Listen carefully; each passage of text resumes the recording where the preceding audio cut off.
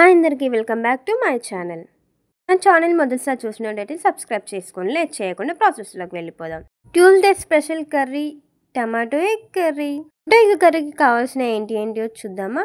3 నుంచి 4 పచ్చిమిరపకాయలు, medium size onion, tomatoes. నేనైతే 4 టమాటోస్ కట్ చేసుకున్నాను. 3 ఎగ్స్ తీసుకున్నాను. ఆల్రెడీ ఎగ్స్ ఫస్ట్ ఉడకపెట్టుకున్నాను. ఇప్పుడు స్టవ్ ఆన్ చేసి ఆయిల్ పోసుకోండి. ఆయిల్ హీట్ అయ్యాక 1 స్పూన్ జీలకర్ర వేసుకోండి.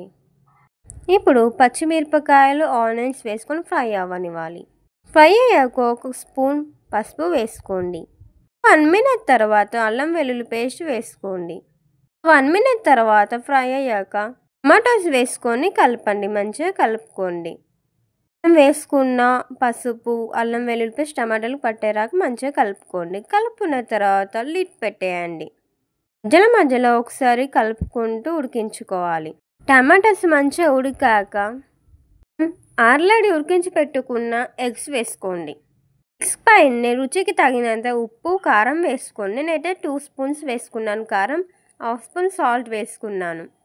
కొంచెం స్పైసీగా ఉండాలంటే కొంచెం కారం ఎక్కువ వేసుకోండి. ఎప్పుడైనా కానీ కారం, ఉప్పు ఎగ్స్ పైన వేసుకోవాలి.